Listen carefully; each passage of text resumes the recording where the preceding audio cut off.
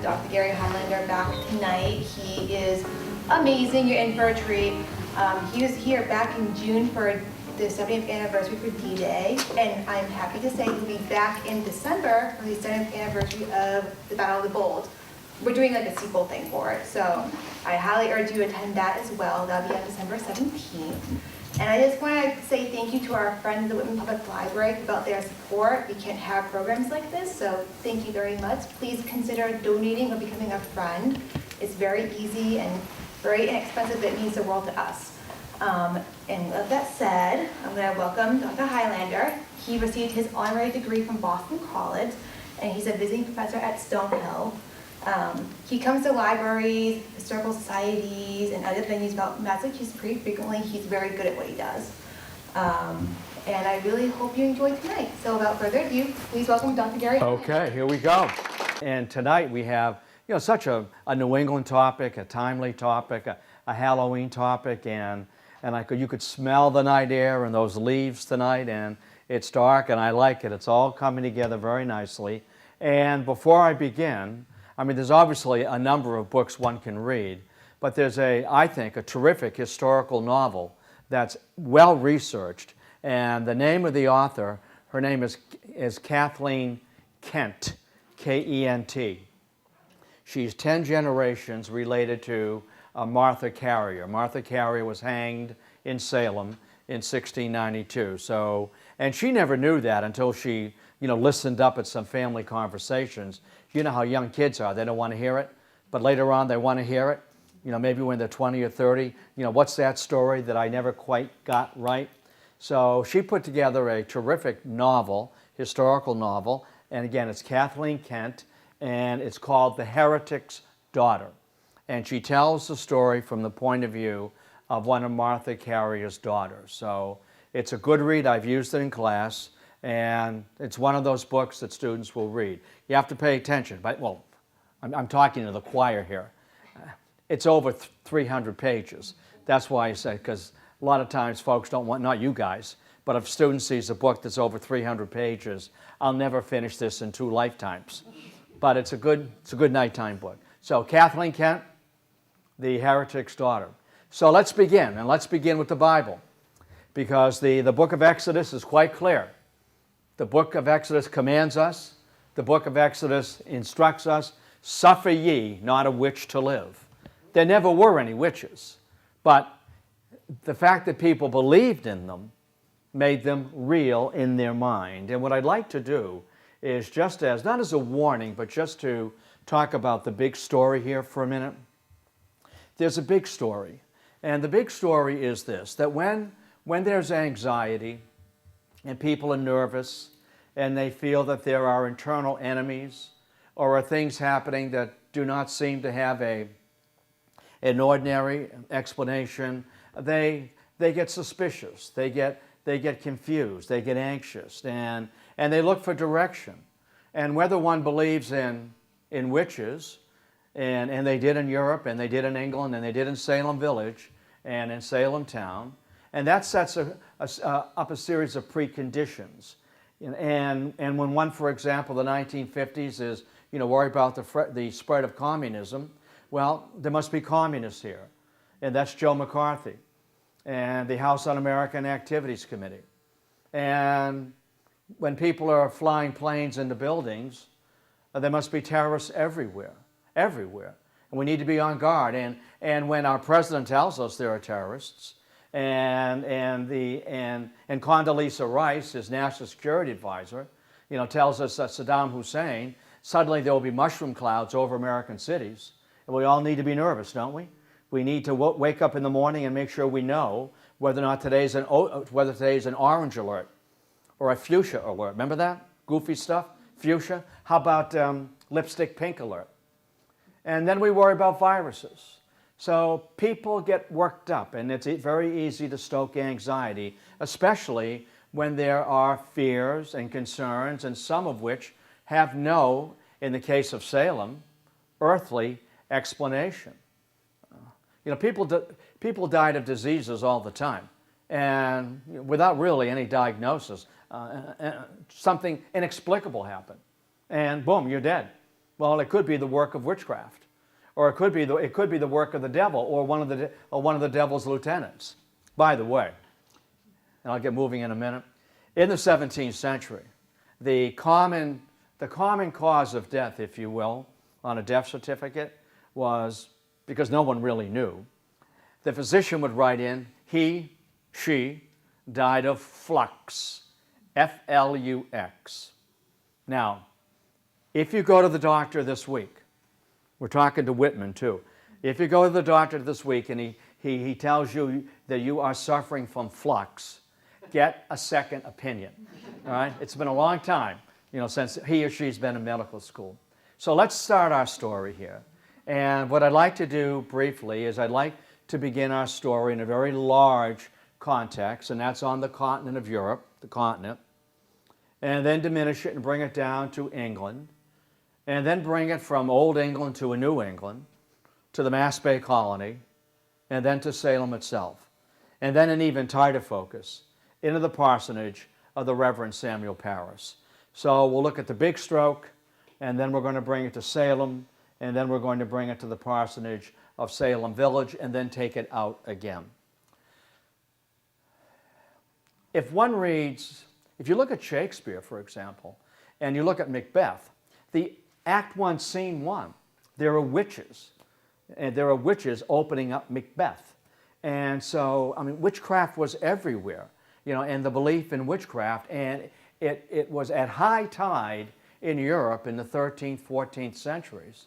And that tens of thousands of women were burned at the stake for witchcraft, and all of it was hearsay, rumor, unexplained events, old family feuds, and so forth. And here's a way to get even with someone who 100 years ago, stole $100 or some pence, pounds, or shillings from your grandfather.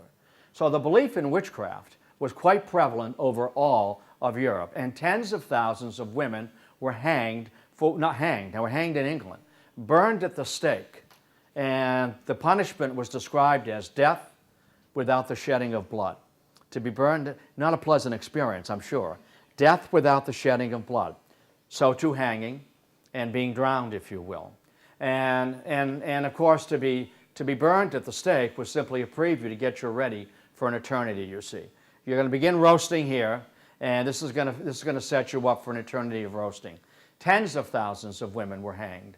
A few men, they were professional witch hunters, whose job it was to uncover witches in Geneva, in Spain, in France, in German Central Europe. And of course, women were always susceptible, weren't they? After all, who had the devil approached in the Garden of Eden? Approached Eve, didn't he? Approached Eve, the weaker vessel, the one who could be tempted. And it wasn't Adam. Adam was minding his own business. Adam's watching Monday Night Football, and suddenly Eve shows up, and boom, it's all over. And these Puritans, and many of these Europeans, the Puritans who will come shortly, we're going to get them here shortly, read the Bible literally, that the Bible was the Word. And if Adam had tempted Eve and she fell victim to the wiles of the serpent, of the devil, and then pulled Adam in, and then we've all lost heaven, well, that's the way it went. And the hunting for witches jumped the channel, and in Great Britain, it was hanging, not burned at the stake, but again, the majority of victims, the vast majority, were women, the weaker vessel who had been led astray. And that's, by the way, why men in Great Britain, it was called the law of coverture, that a woman really ought to be married because she needed the wisdom and the guidance, especially the spiritual and mental guidance of a man. And if it wasn't your father, then he passed you off. I know, but that's the way it was. And then he passed you off to your husband, who had the very same responsibilities, you see. In Great Britain, there was very little torture. It was sleep deprivation and sustained interrogation. On the continent of Europe, the Pope made it clear that there was no limit to the torture that could be applied in order to get a confession. More importantly, names. Names. We need names. This grows exponentially. You give us 2, we grab 2. 2 give us 2 more. We've got 4, 8, 16. it grows this way. We need names. And so in England, it was hanging, deep in an extensive interrogation, sleep deprivation, and so forth.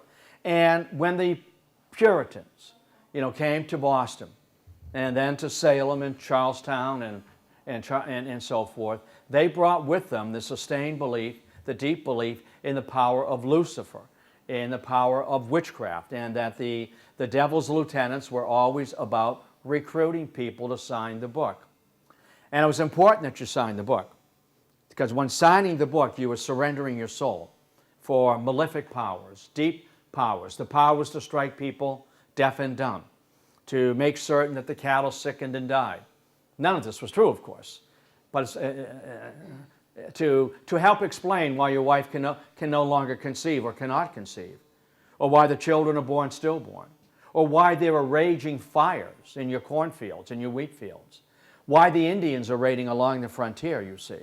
That you could, if you signed the book and you were a muttering old hag, that was the phrase, I didn't make that up, and this muttering old hag, you will, if Goody Cloyce, Rebecca Nurse, came to the doorway and stood in the doorway and looked at me and gazed at me and muttered something as I passed by with my cart full of produce for the market, being not carried, but being drawn by an oxen. And that muttering old hag looked at me. And suddenly the oxen bolted, the cart tipped, my farm goods were spilled into the mud. I fell into the road, I broke my shoulder, and that muttering old hag stepped back inside the door, you see. Or I was working on the roof, and I was rethatching the straw roof, and I fell. That muttering old hag looked at me, and I fell, and I broke my leg. So these women had malefic powers, you see, working for Lucifer, and I'll come back and do more of this in a bit. Now, the fact is that they believed in this. It was literal. The devil was real. And these Puritans, when they came from Old England to a New England, and they brought with them the conviction, and this is so important, that their voyage from the old world to the new world, to Boston, to Salem, to Winthrop, it doesn't matter, that this was the second greatest act in the history of organized Christianity since the Lord said goodbye to the apostles. That we are the new Israelites, that we are the new chosen people, that the Jews had broken the covenant, and that we are the new chosen people and predestined to heaven. We are the elect. We are the visible saints. As I said, a new Jerusalem. This is a Bible commonwealth. You may have forgotten that in the early going, we were the Bible commonwealth. We've expunged the word Bible, a city on a hill, a model, and that we have come here, and this is why we're called Puritans, to purify the Church of England, from its wayward tendencies, some of its papist tendencies, Catholic tendencies.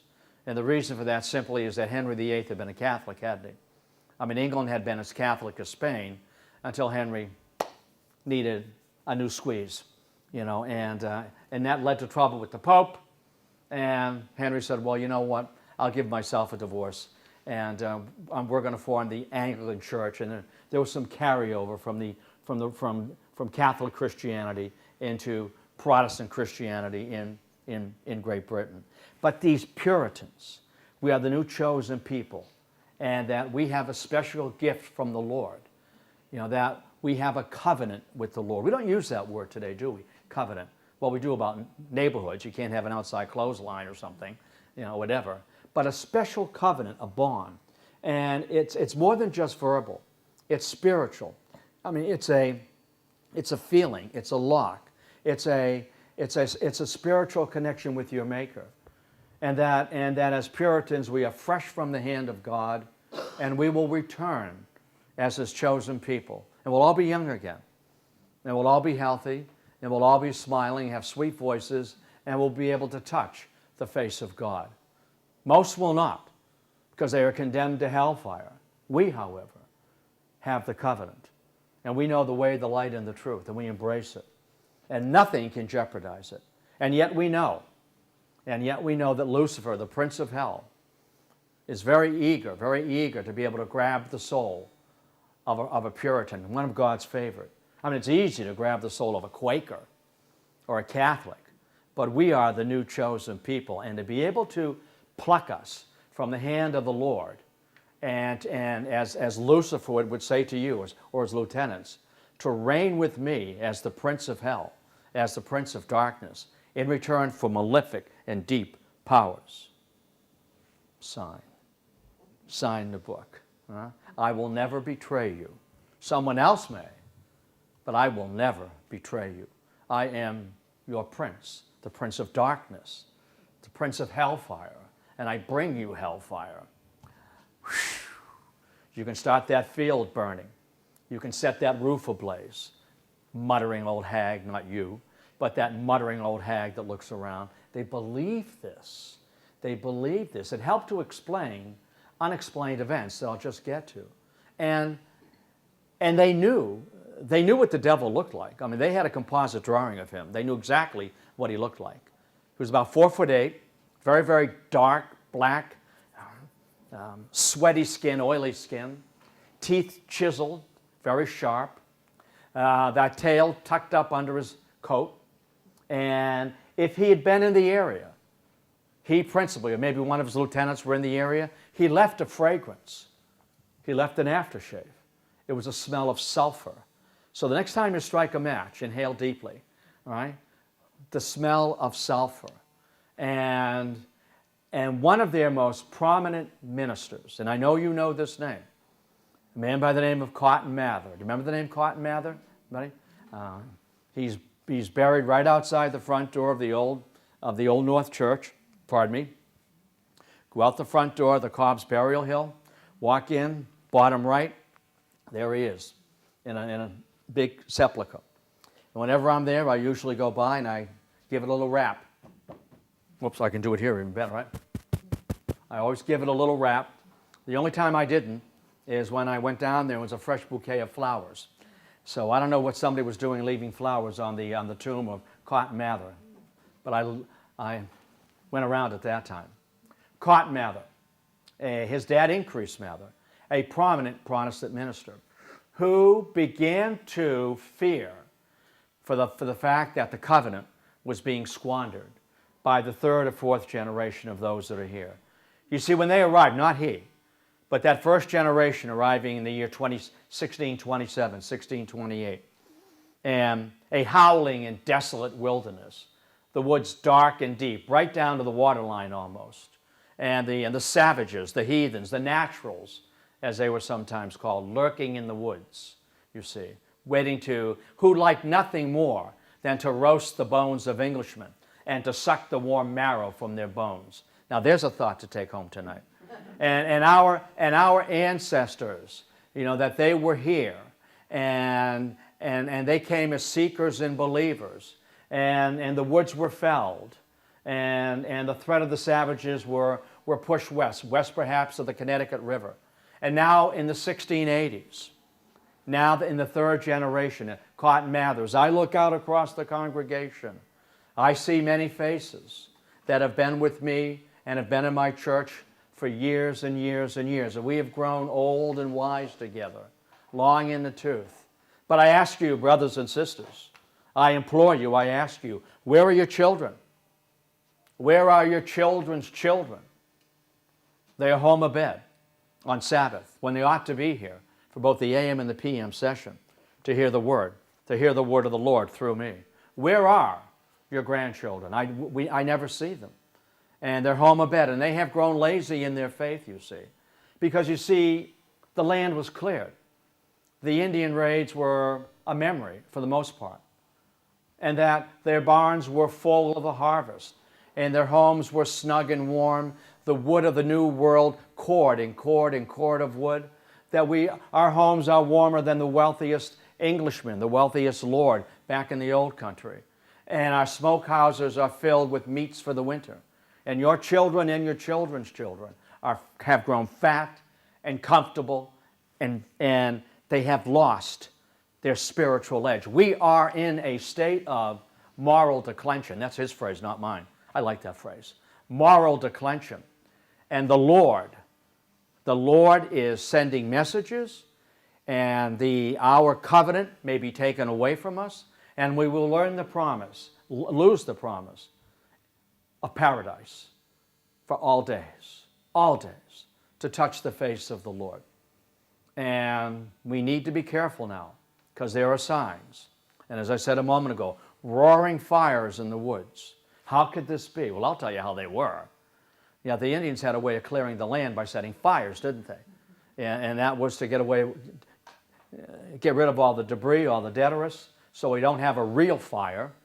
Burn it down a little bit, and this puts nutrients into the soil. The grass grows. In come the deer. Not the bison. In come the deer. In come the elk. We zap them, and there's dinner. We set a trap. We set a food trap for them. Roaring fires. Indian raids. Where did they come? Indian raids, imagine. Along the Maine frontier. Maine was part of Massachusetts. And meteors and comets and eclipses of the moon. All of these natural phenomenon that we can explain today, to them had supernatural meanings. Meteors, as I said, an eclipse. What are the signs here? And for Cotton Mather, the signs are the Lords are displeased. Last week, 2 weeks ago, maybe an earthquake. Now for you and me, it's a 21st century. It's a tectonic shifting. The plates are shifting. But for these folks, the earth was moving under my feet. The devil. The earth is moving. Devils are moving up from hell, which was real. Hell was about 500 or 600 feet below the surface, and they could hear it. They could hear it with their keen. If they went into Massachusetts, all of New England is rich in geological debris. So you can go into these caves, and with the fissures in the caves, you put your ear up against it, and you can hear sounds. Well, they thought these are the moaning souls of hell. It's just like a kid. You have a conch shell. You stick it on your ear. You create a suction. There's the ocean. It's not the ocean. It's your heartbeat. But it sounds like the ocean. We can hear the sounds of hell. We know what the devil looks like. And he's with the heathen. He's with the naturals in the woods somewhere. His lieutenants are here. And of course, for Cotton Mather, I've had a vision. I've had an understanding. He may not have used the word vision. I've had an epiphany. And these are his words, not mine. An army of devils is on the march to Massachusetts to test us. This is the time, brothers and sisters. This is it. This is the moment. We stand at Armageddon and we battle for the Lord. This is the moment in which we reclaim our covenant and we refurbish and refresh our covenant and reaffirm our love in the Lord and accept fully and embrace again his covenant. This is it. He is here. The time of testing. We stand at Armageddon and we battle for the Lord. And this is why, men and women, we have kept our powder dry and our armor bright. Raw. And there may be witches in this very meeting house today. Look to your left, look to your right. There may be a woman, a muttering old hag, who has sold her soul to the devil for unspeakable gifts. And we need to find out who they are, to arrest them, examine them physically, interrogate them, and to spare them if they give us names. But if not, to hang them. Hang them as the wicked witches and those who have sinned against the benevolence of the Lord. And as I said at the very outset, women are the weaker vessels, aren't they? This comes right out of the Bible. Do you remember the name Anne Hutchinson? Well, she's a great story. And not that she was hanged as a witch, but she was banished because she gave the ministers a hard time. And then she gave the governor a hard time. And not here. You don't give the governor a hard time. You don't give the ministers a hard time. Pack her up, send her. Send her out with her family. Get her out of here. Get her to Rhode Island before there's even more trouble. So all of this is here. These preconditions are here. And again, to tick off the preconditions, the belief in Satan, and that there had been a titanic battle in the heavens. And when Lucifer had tried to wrest control away from the heavens from the Lord, The heavens had been split, that it had been, the thunder had rumbled, the lightning had shrieked, and Lucifer, and Lucifer battling with Gabriel and St. Michael, and finally being cast out of heaven, and his minions for these days and all days, and to reign as the prince of hell. And I do, and I have deep malefic powers. Cotton Mather wrote a bestseller. I almost said it was on everybody's coffee table. Actually, it was in their outhouse. He wrote a bestseller. It was called The Powers of the Invisible World. You can still find it online today. Not that you'd want to read it. But Cotton Mather, a significant other, a very significant other, telling you these are the powers and we are under attack, and he's here. And he may very well be in this congregation this morning. He is here. And we stand at Armageddon, don't we? And we battle for the Lord. These signs, earthquakes, crop failures, if you will, crop failures, the ships lost at sea, astronomical events. And as we shift it tighter, something else is going on here as well. And then it got to be family feuds being settled, old scores being settled, old scores. Your grandfather, your great-grandfather, so my great-grandfather, cattle that he knew were sick and they died. Horses he knew were sick and they died. A land sale in which the title wasn't clear, and my great-great-grandfather lost that land. So what's going to be happening soon is personal feuds. Old feuds will be settled. And the charge is witch, witch, witch. And the book of Exodus, suffer ye not a witch to live. This is the challenge. So what was the ultimate threat here that set everybody just their mind boggling? That how could this be? How could this happen? A Catholic had ascended the throne in Great Britain. James II, a Catholic. How could this be? We are a white Anglo-Saxon Protestant country. And you know back then, Catholics and Protestants were feuding all the time, weren't they? I mean, there's been more blood spilled in the name of religion than in any other cause. And Catholics, the 30 Years' War was a bloodbath between Catholics and Protestants. How could this be? It's the work of the devil, or perhaps a sign of the Lord that he's unhappy with us. But even worse than that, with a Catholic on the throne, that Catholic, I almost said priest, that Catholic king could snap our charter. Remember, we had a charter from James. We had a charter from the king in which we had our own legislatures, or assemblies rather, and our land. Our land titles could be challenged. We could lose everything with a Catholic on the throne, favoring his Catholic friends. We are under attack externally and internally, and the heavens, the Lord is sending messages. And the powers of the devil are extraordinary. In the home, I know you know this name. Well, if you've ever read The Crucible, maybe in the 9th grade, have you girls read The Crucible? No? Arthur Miller? What grade are you in? 10. You'll read it someday. In fact, that's your homework. The both of you have homework. It's very short. You can read it before you go to bed tonight. The Crucible by Arthur Miller, and he writes about the Salem Witchcraft Trials, doesn't he? But he's really not writing about that. He's writing about what's going on in the 1950s with Joe McCarthy in the House Un-American Activities Committee, communists, communists, communists. But Arthur Miller dare not attack McCarthy head on. He was hoping that the readers of The Crucible, reading about Salem in 1692, Salem village, Salem town, in 1692, would say, wait a minute, this sounds like what's going on today, except the charge is communist, red, pinko, fellow traveler. Didn't quite translate that well, but he was hoping people would say, you see what's going on here? These things happen when people are nervous. They're unexplained events, and they're looking for answers, simple answers. The color for today is fuchsia. You're safe to fly. Whatever. The Reverend Samuel Parris, it's going to start in his parsonage. This is where the fuse is lit.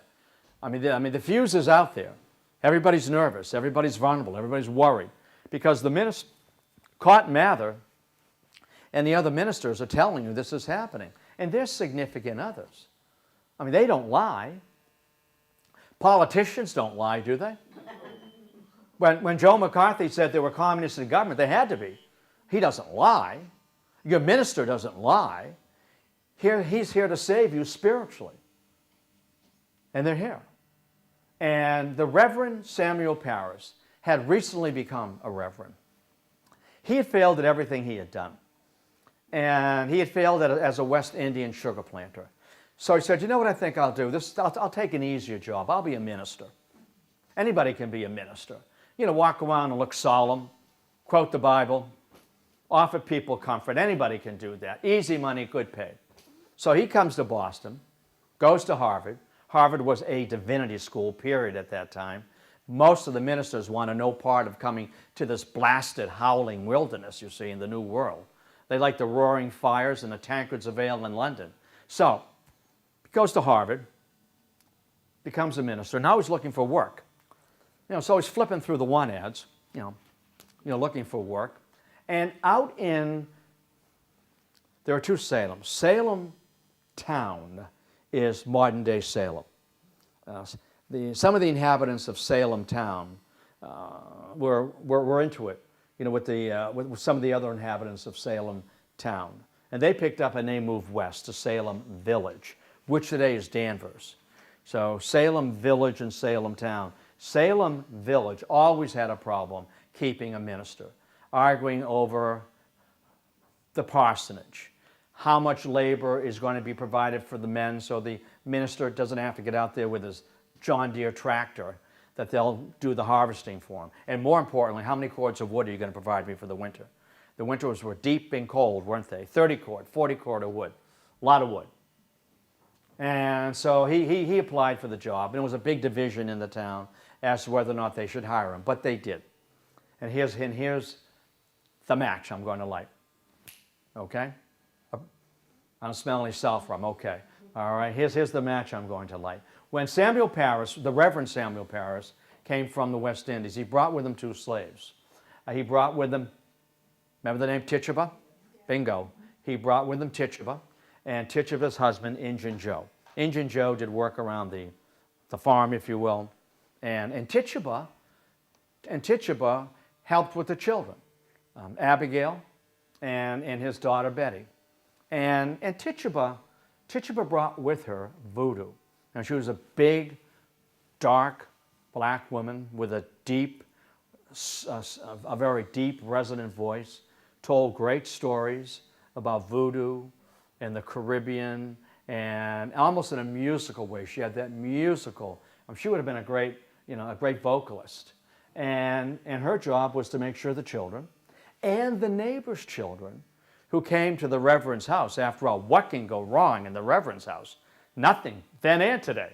What can ever go wrong in the Reverend's house? Well, things went very wrong in the Reverend's house. And Tituba was almost a grown-up child.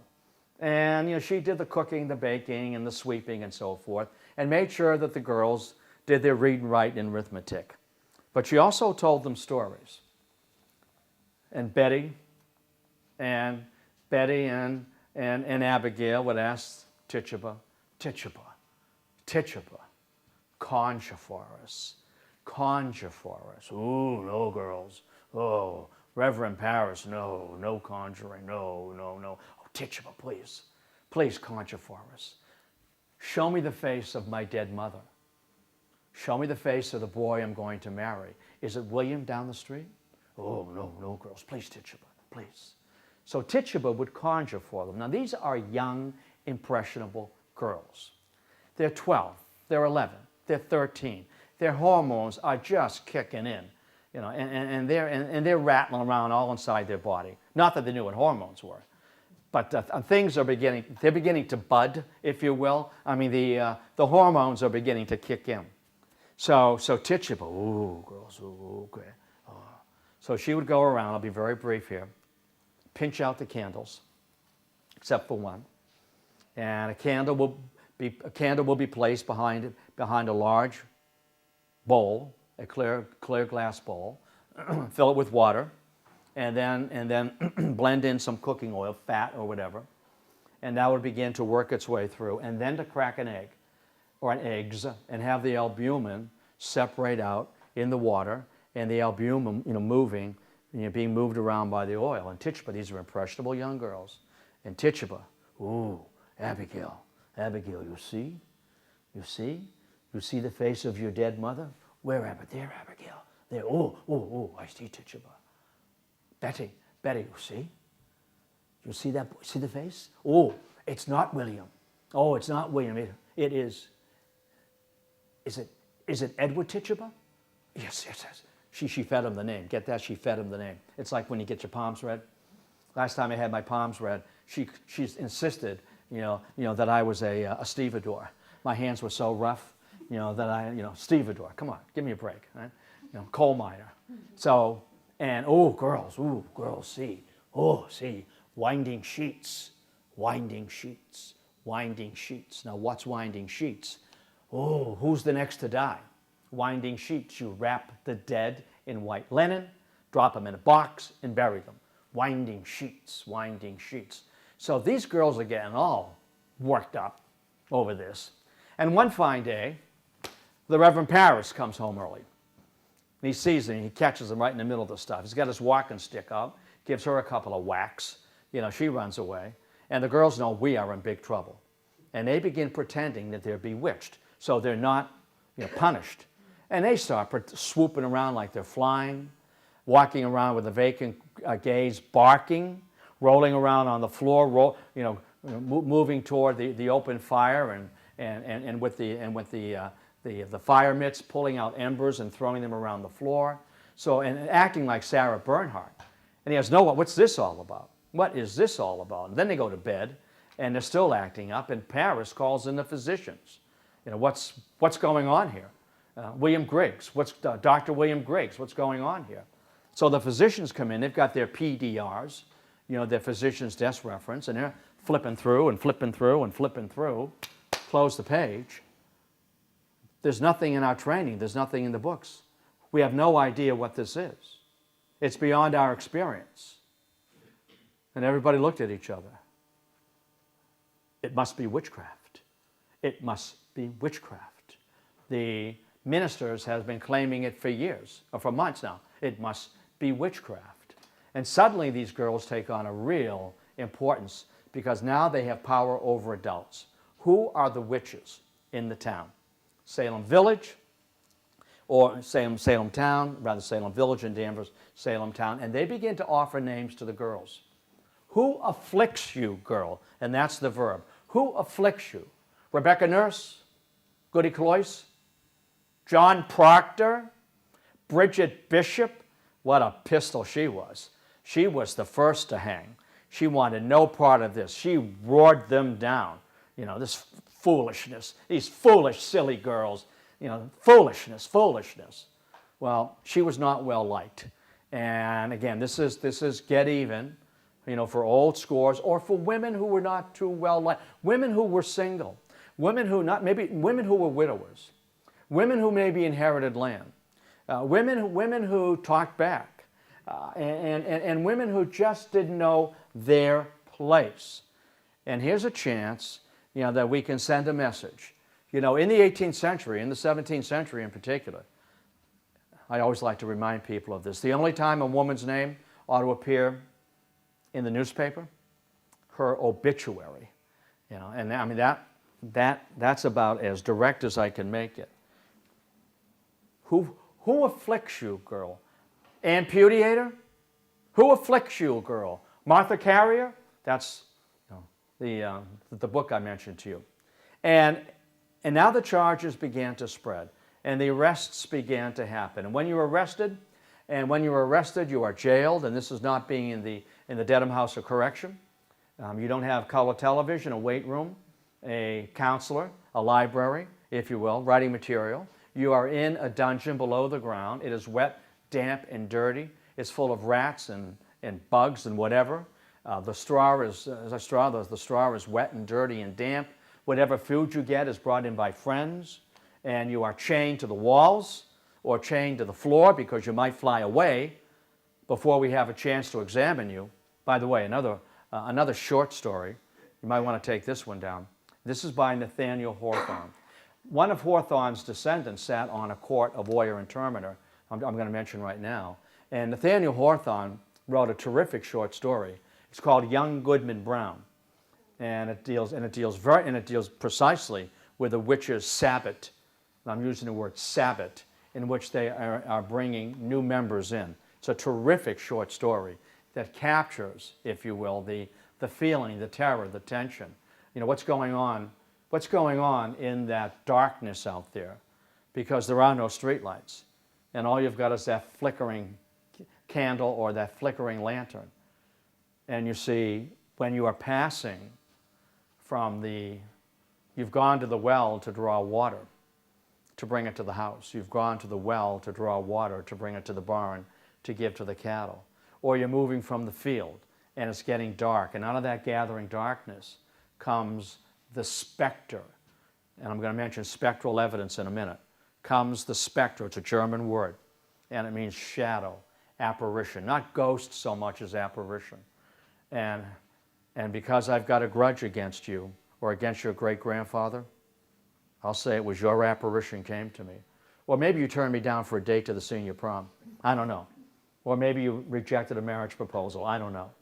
And your apparition came to me with the book, to sign the book and to join with me for these days and all days, and with your signature. And this bargain was understood, and Puritans had everything written out. You know, they kept copies of everything. In return for your soul, you will be granted supernatural powers. You know the book by the great short story, The Devil and Daniel Webster? Great short story about a bargain by Stone. It's a great short story. It's not as bleak as the Hawthorne story, but it's a good story. And so this spectral evidence will be used shortly. So these women are arrested who are being identified and thrown in jail, strip search, looking for marks of the devil. We all have marks on us from something. And these people believed in the devil. They believed that they were under assault by the devil. They believed they had to be careful. And if you worry about it long enough, you look for it long enough, guess what? It shows up. And particularly under times of tension and stress and this disquietude caused by all these phenomenon going on, and now a Catholic on the throne. So you can find marks on anybody. And the Governor William Phipps, governor of the Mass Bay Colony, calls special courts. These are not traditional superior courts, special courts. They have a special name. The courts of Oyer, O-Y-E-R, and Terminer, T-E-R-M-I-N-E-R. Oyer, call, oi, oi, oi. Courts called Terminer to determine the presence of witchcraft. And if you are charged, there's no jury. You're brought before the Board of Inquiry, and Hawthorne is on one. The man who signed every death warrant, a town not too far from here, Stoughton, is named after him. He's a hanging judge. The town of Stoughton is named after a hanging judge. A deputy governor at that time, William Stoughton, he signed every death warrant. In fact, he was so annoyed when the courts were called off, he said to Governor Phipps, there are hundreds of women that have been charged, and we've not yet been able to arrest them and examine them, and to have the girls come in, identify them, and accuse them. And we have dozens and dozens that are in jail, weighed down with 8 pounds of iron that we haven't been able to bring into these courts of Oyer and Terminer. He was furious when it was called off. But the town of Stoughton is named after him. He died in 1701, and he died a man respectful. He never married. I wonder why. I wonder why, if he was a closet misogynist. All right, he never married. He wanted them all, to be examined and hanged. So the next time you drive through Stoughton, drive quickly. All right, we got a hanging judge there. So these courts of Oyer and Terminer, a panel of magistrates, as I said, Hawthorne and others. The girls would be there, and they would go into the Sarah Bernhardt routines. When the accused came in, and the older women looked at them, the girls would start rolling around on the floor, hooting and hollering and shrieking. and saying, she pinches me, she pinches me, she bites me, she bites me. Look, look, look. You see the devil, you see the black man whispering in her ear, and everybody's looking. We don't see anything. He's right there. We see him because we've been bewitched. You know, we've been afflicted. So this goes on. And as I said, from June, July, Bridget Bishop is the first to hang. June, July, August, into September. You know, that there are 19, mostly women, 18 women who are hanged. John Proctor, a man, is hanged. Giles Corey is pressed to death. And the reason he's pressed to death, he refuses even to dignify the charge with a plea. Now, in English common law, you need to plead, guilty or not guilty. That's just the procedure. I always plead not guilty. And then you take the Fifth Amendment. And so since he wouldn't plead or speak, we're going to force words out of you. So they strung him out on the ground. You know, they braced him out. Ankle here, wrist here, put a board on his chest, and began to put rock on it to force him to speak. And as the story goes, that they would ask him, do you have anything to say, Mr. Corey? He would say, yes, more rock. All right? And eventually he was just, you know, asphyxiated and his rib cage crushed to death. Or he was crushed to death. So this stuff is going on. And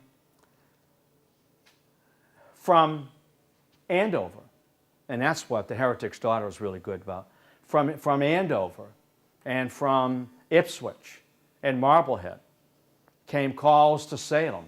Can you send the girls here to help us identify witches in our town, in Andover? It was out of control. People living in Connecticut, people living in Rhode Island and New Hampshire, what is wrong with these people? This is nuts. In Salem, it was the last outbreak of witchcraft in the Western world. They were no longer burning on the continent. They were the last woman to be hanged in England had been in 1882. They did away with this because it was now all hearsay. Not that they did away with the belief in the devil, but there are so many innocent people. It's all hearsay and jealousy and old rivalries and so forth, rumor, and pinning somebody for something that happened 50 years ago. What your great-grandfather did to my great-grandfather. Putnams and Porters. You might remember those two names, Salem Village, Salem Town. Putnams and Porters, Porters and Putnams, you know, charging back and forth. Some of this dealt with elections. Who's elected as selectman, who's chosen as the minister. It really got vicious, nasty, and it was brutal. And for a woman being charged, spectral evidence, all I need to say is your specter came to me. And maybe you came to me at 3 a.m. And in between sleep and wake, there was a bright light in the room. And you came to me in between sleep and wake. And I felt something cold. You put your mouth on my cheek. You put your mouth on my mouth. And you had the book. And I woke up and I said, be gone, woman. Be gone, you evil thing. And she was gone. You were gone. And the door was locked to my bedroom, but you went right through the door. And then I followed you down the stairs and you went right through the stairs. Right through the door. And I opened the door and I looked and I looked and I looked and I said, Bridget Bishop. And all you did, you muttering old hag, and all you did was look and continue to strut. You. I charge you with the crime and the sin of witchcraft because you have rejected the Lord and you have accepted the devil. These are dangerous things. These are tough times. When did it end? Well, what a surprise. It ended when the charge of witchcraft, remember there are hundreds of women who have been charged, dozens arrested waiting to be examined and waiting to be found guilty or not guilty. When the charge of witchcraft began to move up the social scale, Cotton Mather was charged of witchcraft. Oh, not me. Not me. I make charges. I don't answer to them. The president of Harvard College was charged with witchcraft. The governor's wife, Lady Mary Phipps, was charged with witchcraft. Now, I'm sure Mr. Phipps said, she may be trouble from time to time, all right? But she's no witch. And when it went up the social economic scale, that's when Phipps, to the complete consternation and disbelief of Deputy Governor Stoughton, it's over. It's over. These women who have been investigated and charged, they will be tried in a traditional superior court with the rules of evidence applying, with an attorney and no spectral evidence. No man can come in, or no woman can come in and say, you appeared to me with the book. Out, out. It's the source of all mischief now. And of the 52 who were tried, 49 were acquitted, 3 were found guilty of something, and the Governor Phipps pardoned them, and it is over, done. In Salem Village, we've got to change our name to Danvers because we were caught up in this and we're embarrassed. It is over. It's the last the Puritans were so late to the stage. The last outbreak of witchcraft trials in the Western world, 1691, 1692, and done by November, December of 1692. Now Satan also suffered his second great defeat.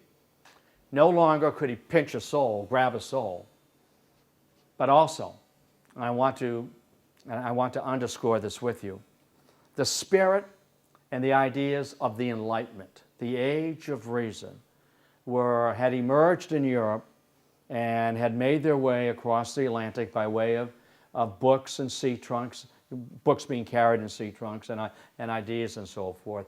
And the Enlightenment said this, just the word by itself, enlightenment, it's also known as the age of reason, that there are reasons why things happen. And Sir Isaac Newton, that the universe is well ordered, and there are reasons, and we can understand those reasons. The Lord has given all of us a powerful tool, our intelligence, to figure out His universe. That the Bible is a good book and a necessary book, but it's not a science book. And the Lord's law, and the Lord's will, if you will, the Lord's message can be found in the Bible and also in the universe. And there are reasons why things happen. We can observe, we can measure, hypothesize, and conclude. What does that sound like? The scientific method. That there are reasons why the cattle sicken and die. There are reasons why these children are born, stillborn. There are reasons why the earth moves under our feet. There are reasons why there's an eclipse. We may not know them all, but the universe is well ordered and it's stable and predictable. And the Lord has given us a tremendous intelligence to be able to understand and decipher His universe slowly. And from that will come, the science of chemistry, physics, the science of biology, that there is science, not the devil at work, making the earth shake or the forest burst into flames, that there are reasons why things happen, and we can understand them. And men and women are good, and they are fresh from the hand of God. And we're all going to return to all of us. And as they would say, as they took it from a science to the religious context, does it make any sense? They want to give the Lord human qualities, if you will, anthropomorphic qualities. Does it make any sense if we believe in the Lord, and we do? He might be a distant Lord, because He wants us to figure things out on ourselves, that He would make men and women in His image and likeness, and then condemn us to hellfire. Are you telling me that babe, freshly born, minutes old, a day old, pink and screaming and moving its arms and legs, are you telling me that gift from the Lord is condemned to hellfire? I think not. That's not my Lord. And I don't think that's our Lord. We are all saved. We are all graced into heaven, in the image and likeness of the Lord, the age of reason. This led some people to atheism and to agnosticism, but that's moving down the line, isn't it? But there are reasons why things happen. So the devil suffered his second great loss. The first one being cast out of heaven. And the second one, he could no longer afflict humans or afflict the natural law, if you will. That there are reasons why things happen, and we can figure them out over time. What's the language of the universe? It's math. We can understand math will unlock the universe for us. And we can observe, measure, calculate, hypothesize, and test. We all remember that, don't we? That's from school days. I want to take it one step further. Listen well. If men and women are good, and they are, and we live in an age of reason, and we do, and we're good, and we have natural rights. For Thomas Jefferson, 75 years later, it's very simple for him to say that we do have natural rights, and we are good, and that among these rights we have life, liberty, and the pursuit of happiness. No guarantee, but the pursuit of happiness, because we are good. We are men and women of the Enlightenment. We are men and women of the age of reason. We can govern ourselves. And just like there is a science of chemistry and a science of physics, as James Madison would say, there's a science of government. And some people major in it today. Political science, the science of government. We can get it right with enough goodwill and courage and compromise. There is a science of politics. And they would agree with us. It's not always exact. It's not quantifiable. But there are ways we can govern ourselves successfully with goodwill, compassion, and understanding, and looking out for the commonwealth. Now, we're called the Commonwealth. That's an old medieval term. The real phrase is commonweal. That's the old medieval term, commonweal. There's a Commonwealth of Massachusetts, Pennsylvania, Connecticut, Massachusetts, Pennsylvania, Virginia, and Kentucky. The commonweal, and that evolved in the Commonwealth.